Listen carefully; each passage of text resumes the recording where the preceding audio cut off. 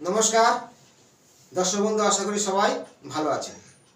বৈদিক জ্যোতিষশাস্ত্র, বাস্তু এবং হস্তরেখা বিচার আমাদের সামনে বিভিন্ন তত্ত্ব তুলে ধরছি। প্রত্যেকে দেখবেন, শেয়ার করবেন, লাইক করুন। ভালো লাগলে কোনো সমস্যা কমেন্টে জানাতে পারেন, তার উত্তর ভিডিওর মাধ্যমে আমি দিয়ে দেবো।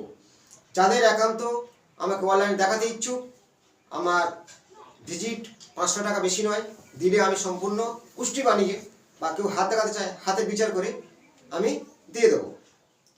এবার বলি যে মানুষ জীবনে জ্যোতিষের যে ক্রিয়াকার্য কতটা, প্রত্যেককে বলবো ছাতা ধরানো। যদি যতটা বলতে পারে ততটা কিন্তু সম্পূর্ণ নিষ্ক্রিয়ভাবে কাজ করে সফল করতে পারবে না, কারণ আপনার ভাগ্যে সেটা লেখা আছে, ঘটবে। যেমন বৈধব্য যোগ নিয়ে আগে আলোচনা করবো। বৈধব্য যোগ সত্যি কি আটকানো যায়? আমি বলবো না, কিছুটা সাবধান করে দিলে সেই জিনিসকে তার নিজেরাই আটকাতে পারে। সাবধানতা। অল্প বয়সে বৈধব্য যোগ, বেশি বয়সে। অল্প বয়সে বৈধব্য যোগ হওয়ার কিছু তত্ত্ব ধরবো। অনেকে ডেট অফ বার্থ আছে, জানতে পারবে। ডেট অফ বার্থ নেই, জানবে কি করে? নিজের হাতকে দেখুন। জ্যোতিষী, কুণ্ডলী বিচার, হস্তরেখা বিচার এবং বাস্তু, তিনটে সাবজেক্টকে যে পারদর্শী, সেই জ্যোতিষী পারবে আপনার সম্পূর্ণ ব্যাপারটা তুলে ধরতে। আমি নিজে নিয়ে বলি যে হ্যাঁ, আমি বাস্তুটা খুব গুরুত্ব দিই, মানুষের বাড়ি গিয়ে প্রমাণ করেছি। বাস্তু আপনার যতটাই খারাপ, আমার হাতের রেখা ততটাই খারাপ হবে, চার্ট খারাপ হবে। জন্মস্থান, জন্মেছেন সেই ভবনে, তেমনই ভাবনা চিন্তা রেখার কলিফল তো হবেই। তার সাথে জন্ম তারিখ অনেকটা ভূমিকা। যোগ আরও যথেষ্ট গুরুত্বপূর্ণ। কয়েকটা যোগ আছে, দেখো। অশুভ যোগ কি কি আছে? আপনার যদি অতি গণ্ডযোগে জন্ম হয়ে থাকে, অতি গণ্ডযোগ, যে বারে জন্ম হোক সমস্যা নেই, অতি গণ্ডযোগে জন্ম বা ব্যতিপাত যোগে জন্ম, বিপদ, অতি গণ্ডযোগ, বারে বারে গণ্ডগোল, হ্যাঁ, এই জিনিস ঘটতেই থাকবে। সেই যে জন্মকুণ্ডলীর কিছু তথ্য তুলে ধরবো। অল্প বয়সে বৈধব্য যোগ হওয়ার কিছু তত্ত্ব সম্পূর্ণ খুঁটে দেখতে গেলে কাছে আসতে হবে। যে কোনো ভালো জ্যোতিষীর কাছে গেলে সে সম্পূর্ণ হাত চার দুটো মিলিয়ে ক্যালকুলেশন করতে পারবে। শুরু করবো, দেখো, নিজের ডেট অফ বার্থ নিয়ে প্রথম জানাই। যাদের ডেট অফ বার্থ আছে তারা এটা বুঝতে পারবে। যাদের ডেট অফ বার্থ তারা কি করবে, যে নিজের হাতে দেখবে। দেখুন, এখানে একটা ছক করা আছে, সে কোনো ছক হতে পারে। লগ্ন আমরা যেখানে হোক সেখান থেকে আমরা এক ঘুরবো। চন্দ্র থেকেও গণনা করা যায়, কিন্তু আমি লগ্ন থেকে দেখাবো। ধরা যাক এখানে আমি লগ্ন রেখেছি, এখানে কুম্ভ লগ্ন। এখন লগ্নপতি লগ্নে বসে আছে, আমরা জানি সবাই ভালো ফল দেবে অবশ্যই। কিন্তু আমি বিবাহ জীবনের কথা বলেছি। আপনার বৈধব্য যোগ আছে না নেই, সেইভাবে দেখুন। লগ্ন থেকে সপ্তম ঘর, কর্কটের ঘর, তাহলে সপ্তম ঘর আমাদের বিবাহ ঘর বলা হয়। কিন্তু সপ্তম এবং একাদশ এবং 3 নম্বর ঘর, এই তিনটে ঘর আমাদের মিশ্রিতভাবে হিসাব করে কানেকশন দেখে তবে এটাকে সঠিক বিচারে আনতে হয়। কিন্তু আমি সিম্পল সপ্তম ঘরের কিছু বিবাহ জীবনের অল্প বয়সে বৈধব্য যোগ হওয়ার তত্ত্ব দেখাচ্ছি, নিজেরাই মিলান। ভালো লাগলো। লগ্ন সপ্তম ঘরে, সপ্তমে পাপগ্রহ সম্পর্কে জানবো। পাপগ্রহে আমি নিয়ে যাবো রবি, শনি, মঙ্গল, রাহু। রবি, শনি, মঙ্গল, রাহু, যদি এই কয়টি গ্রহ পাপগ্রহ বলা হয়, সময় ক্ষেত্রে মঙ্গল হয়। তাহলে এবারে এই শনি, রবি, রাহু, কেতু পাপগ্রহ যদি আপনার লগ্ন থেকে সপ্তম ঘরে বসে থাকে, 7 নম্বর ঘরে বসে থাকে, কিভাবে ধরবি? যেখানে লগ্ন আছে 1 2 3 4 5 6 7, 7 নম্বর ঘরে আপনার পাপগ্রহ কেউ বসে আছে। এখন ধরে রবি বসে আছে, তাহলে এই যে লগ্ন থেকে সপ্তমে রবি বসে আছে, আপনার একাধিক বিয়ে হতে পারে। কিন্তু বৈধব্য যোগ কেমন হবে? ওই সপ্তম ঘরে পাপগ্রহ দৃষ্টি পড়ছে, পাপগ্রহ আছে প্লাস পাপগ্রহের দৃষ্টি পড়ছে। কেমন ভাবে পড়বে? ধরা যাক এখানে শনি আছে, 1 2 3 নম্বর, শনির সপ্তম দৃষ্টি আছে, 3 নম্বর দৃষ্টি আছে। তাহলে এবার সেই শনির যে দৃষ্টি 3 নম্বর মানে সপ্তম ঘরে পড়ছে, শনি এখানে আছে, 3 নম্বর দৃষ্টি। রাহু থাকতে পারে,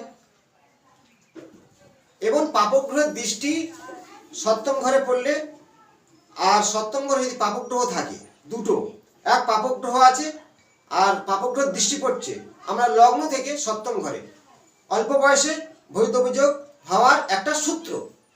পরবর্তী আর একটা সূত্র দেখাবো। লগ্ন আমার যেখানে হোক, এখন ধরে যাবে এই লগ্ন সপ্তম ঘর, সপ্তমের স্বামী যে কেউ হতে পারে, যে কোনো সে অষ্টম ঘরে চলে এসছে, আর অষ্টম ঘরের স্বামী সপ্তম ঘরে গেছে। কেমন? এই যে সপ্তম ঘর, সপ্তম ঘরের স্বামী এখন এই অষ্টম ঘরে চলে এসছে, আর অষ্টমের স্বামী যে সপ্তম ঘরে বসেছে।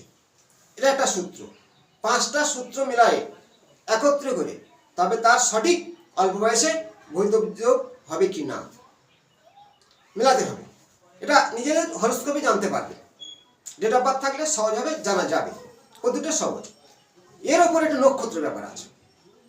সপ্তমের স্বামী সে পাপক নক্ষত্রে বসে আছে, তার কানেকশন একটা ধরতে হবে। তার সাথে যোগ, আপনার কোন যোগে জন্ম হয়েছে সেইভাবে ক্যালকুলেশন করে সঠিক সিদ্ধান্ত এসে দাঁড়াতে হবে যে সত্যি বৈধব্য যোগ আছে কিনা। হাত ও চার দুটো মেলাতে হবে, শুধু ওইটা থাকলে শিওর নয়। একটা সূত্র পাওয়া যায়, হ্যাঁ বিবাহ জীবনে বারবার ঘাত প্রতিঘাত হচ্ছে, অসুস্থ হয়ে পড়ছে, কিন্তু প্রকৃত বৈধব্য যোগ হওয়ার দুটো সূত্র হাত ও চার। কোনো জ্যোতিষী যদি হাত চার দুটো মেলায় সঠিকভাবে বলতে পারে। এবার আমি হাতটা দেখাবো। এটা হচ্ছে কি হরস্কোপের এই যে আয়ুরেখা, এটাকে বলা হয় জীবন রেখা। আপনার জীবনে কতটা খারাপ ভালো মন্দ আয়ুরেখা বলে দেবে। আমি অনেক ভিডিও দিয়েছি, আয়ুরেখা যদি নিচের দিকে ভাঙা হয় বিবাহ জীবন ভালো হয় না প্রত্যেকের ক্ষেত্রে। তার সাথে নিজের শারীরিক অসুস্থ হওয়ার মূল সূত্র থাকে, কিন্তু আয়ুরেখা খুব সুন্দর আছে। বৈধব্য যোগের সূত্র হলো ঠিক আয়ুরেখার উপরে এই যে রাহুস্থান, এই রাহুস্থানে একটি রেখা দেখো এইভাবে এসে আয়ুরেখার সাথে জুড়ে যাচ্ছে, মানে জবের আকারে। এটা দেখতে হবে 1 নম্বর পয়েন্ট। তারপরে ধাপে দেখতে হবে যে এই যে কনিষ্ঠান আমলের এখানে একটা ত্রিল আছে। বৈধব্য যোগ হওয়ার সূত্রগুলো নিজেরা মিলাবেন, এটা 1 নম্বর পয়েন্ট। 2 নম্বর এখানে ত্রিল। তার সাথে দেখবে যে বিবাহ রেখার উপরে এই যে বিবাহ রেখা আছে, বিবাহ রেখার উপরে যদি নক্ষত্র চিহ্ন এইভাবে থাকে বা বিবাহ রেখার উপরে তীর চিহ্ন থাকে, এইখানে তীর চিহ্ন আছে, এই যে জবটা বড় আকারে, মানে মার্শাল রেখা এসে আয় রেখায় জুড়ে যাবে। এটা কিন্তু অনেক সময় নিজের মৃত্যু বলেও অনেক সময় প্রমাণ করা হয়েছে, কিন্তু বৈধব্য যোগের একটা সূত্র নিজের হাতে মেলাবেন। আবার এই আয়ু রেখা এতটা আসবে না, এটা ভাগ্য রেখাটা এইভাবে যায় না। যাদের বৈধব্য যোগ আয়ু রেখাটা এইভাবে সৃষ্টি হয়ে এইভাবে বেঁকে ওঠে, এখান থেকে কিছুটা ব্যবধান থাকে, ফাঁকা থাকে, এদেরকে বৈধব্য যোগ ঘটে।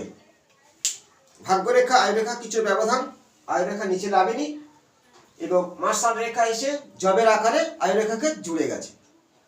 আর বিবাহ রেখার উপরে নক্ষত্র তিল, উপরে ফিঙ্গারে তিল। আর একটা সূত্র, এই যে অনামিকা ফিঙ্গারে এক্সট্রা কর, মানে 1 2 3টে কর থাকে, এক্সট্রা একটা কর। রবি ফিঙ্গার এটা এক্সট্রা কর। এরা বৈধব্য যোগ হবে, কোন বয়সে হবে সেটা কিন্তু তার কুণ্ডলীর বয়স অনুযায়ী অবশ্যই ধরা পড়বে, দুটো মেলাতে হবে। আর অল্প বয়সে বৈধব্য যোগ হলো এই দুটো মেশাতে হবে। লগ্ন আমরা যেখানে হোক সপ্তম ঘরে পাপগ্রহ থাকতে হবে। পাপগ্রহ নাম বলে দিয়েছি, শনি, রাহু, কেতু, মঙ্গল, রবি। তাহলে সেই সপ্তম ঘরে পাপগ্রহ আছে, প্লাস পাপগ্রহের দৃষ্টি পড়ছে, আপনার অল্প বয়সে বৈধব্য যোগ হবে। সূত্র, সপ্তম ঘরের স্বামী যে গ্রহর স্বামী সেই অষ্টম ঘরে চলে আসবে, আর অষ্টম ঘরের স্বামী গিয়ে সপ্তম ঘরে বসবে। ঠিক পর্বটা এইভাবে, এই সপ্তম ঘর অষ্টম ঘরের স্বামী এখানে আসবে, আর অষ্টমের স্বামী সপ্তমে, সপ্তম স্বামী অষ্টমে, বিপরীত। এই ধরনের হলে আপনার বৈধব্য যোগ আসবে। তার সাথে নিজের হাতকে মেলাতে হবে। যদি হরস্কোপে আছে হাতের মধ্যে আয়ুরেখা খুব সুন্দর আছে, কোনো ভাঙা নেই, যে ভাঙাটা দেখো ভাঙাটা নেই, জব চিহ্ন নেই, রবি রেখার এক্সট্রা কর নেই, বিবাহ রেখা সুন্দর, বৈধব্য যোগ হবে না।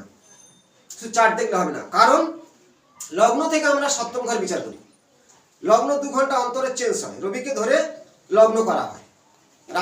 রাশির কি হবে? চন্দ্রকে ধরে। চন্দ্র 2.5 দিন থাকে, তাহলে অনেকের জন্ম টাইম দেখা যাচ্ছে 2-3 ঘন্টা পার হয়ে যাচ্ছে বলছে, তাহলে আমি লগ্ন ধরবো কি করে? লগ্ন বিচার করতে গেলে সঠিক অ্যাকুরেট টাইম বলতে হবে। তার জন্যে শুধু হরস্কোপের ভরসা করে যে হ্যাঁ বৈধব্য যোগ হবে কোনো জ্যোতিষী বলে থাকে, সম্পূর্ণ সিদ্ধান্তটাই ভুল। কারণ সবার ডেট অফ বার্থে সাল মাস বলতে পারবে, তারিখ বলতে পারবে, টাইম কিন্তু সঠিক অনেকে বলতে পারে না। তাই লগ্ন আমাদের ধরে বিচার করতে হবে সপ্তম ঘর। তাই লগ্ন যেখানে থেকে সপ্তম ঘর হবে, তাই লগ্ন তো 2 ঘন্টা আমাদের চেঞ্জ হতে পারে। তার জন্য হাতকে মিলাতে হবে। হাত হল নিজের ফার্স্ট 1 নম্বর পয়েন্ট। আয়ুরেখা ভাঙা, আয়ুরেখার মাথায় বড় আকারে জপ, অনামিকার ফিঙ্গারে স্টার কর, বুধের ফিঙ্গারে তিল, বিবাহ রেখায় নক্ষত্র চিহ্ন থাকলে আপনার এটা ঘটবেই। এবং সপ্তম ঘরে পাপগ্রহ, সপ্তম ঘরে পাপগ্রহ দৃষ্টি, সপ্তমের স্বামী অষ্টমে, অষ্টম সপ্তমে মিলালে আপনার বৈধব্যোগ অনিবার্য হবে। নিজেরা এই ভিডিওটা শেয়ার করবেন। ভালো থাকবেন।